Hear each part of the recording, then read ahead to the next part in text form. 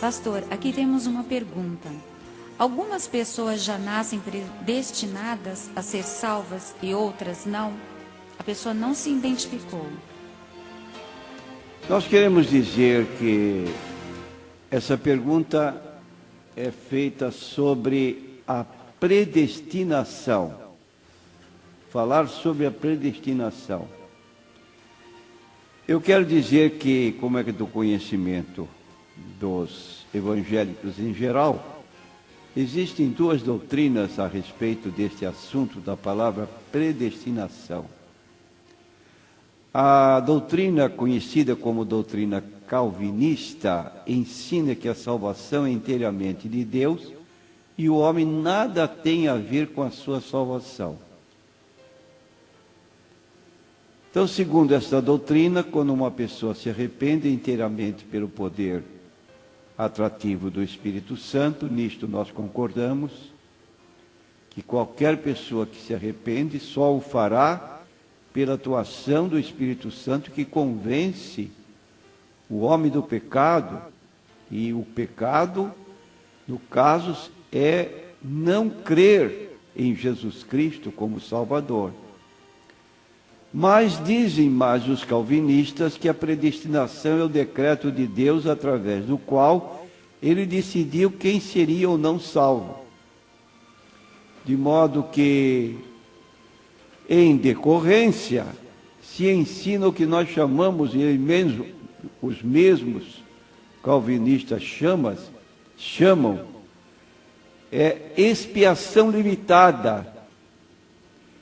Essa expressão expiação limitada ensina que Cristo veio não para morrer por todos, mas para aqueles que fazem parte do plano da predestinação de Deus, mesmo antes de eles nascerem.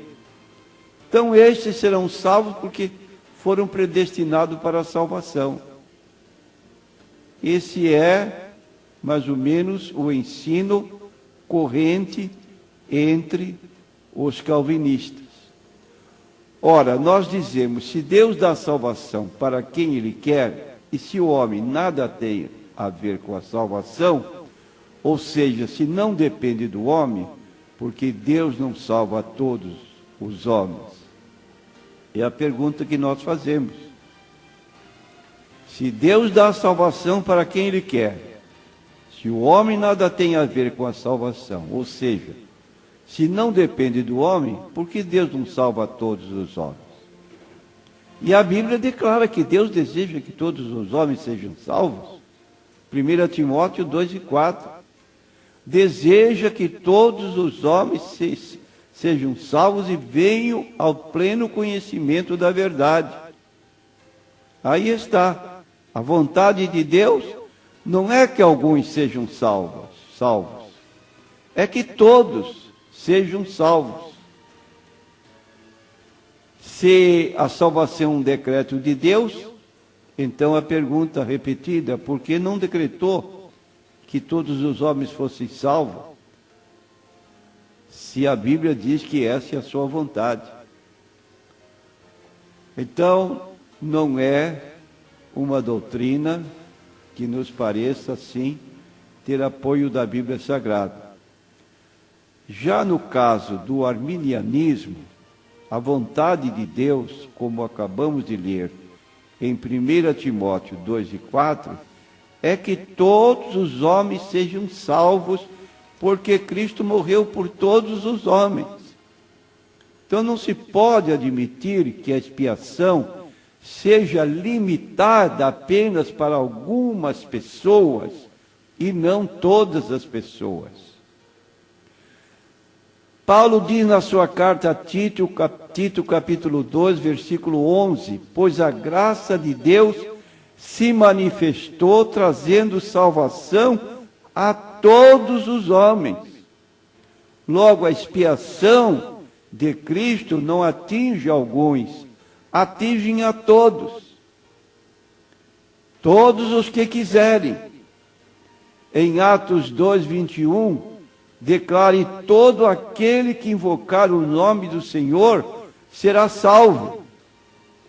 Encontramos em Romanos capítulo 5, versículo 18, assim como por uma só ofensa veio o juízo sobre todos os homens para condenação, assim também por um só ato de justiça veio a graça sobre todos os homens para justificação e vida. E numa linguagem parecida com 1 Timóteo 2:4, nós encontramos o apóstolo Pedro na sua segunda carta, capítulo 3, versículo 9, dizendo o seguinte: o Senhor não retarda a sua promessa, ainda que alguns a tenham por tardia, mas Ele é longânimo para convosco, não querendo que ninguém se perca, senão que todos venham a arrepender-se. E nós citamos o texto áureo da Bíblia, que é João 3,16. Quantos Deus amou?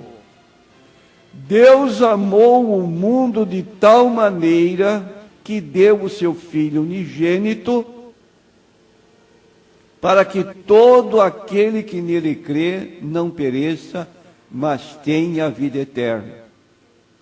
E se Deus amou o mundo, a vinda de Jesus Cristo, como Ele próprio afirmou em Lucas 19:10, porque o Filho do Homem veio buscar e salvar o que se havia perdido.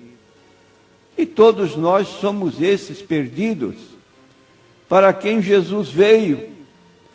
E a morte de Cristo não foi por alguns, foi em favor de todos, daqueles que se apropriam desta oportunidade, como diz 1 João, capítulo 2, versículo 2, Ele, Jesus, é a propiciação, ou seja, é o resgate pelos nossos pecados, não somente pelos nossos, mas ainda pelos do mundo inteiro. Então, aí está esses dois pontos de vista, e concluímos que a graça de Deus, que o dom de Deus, conforme diz Efésios capítulo 2, versículo 8 e 9, porque pela graça sois salvos, por meio da fé, isto não vem de vós, é um dom de Deus, não vem das obras para que ninguém se glorie.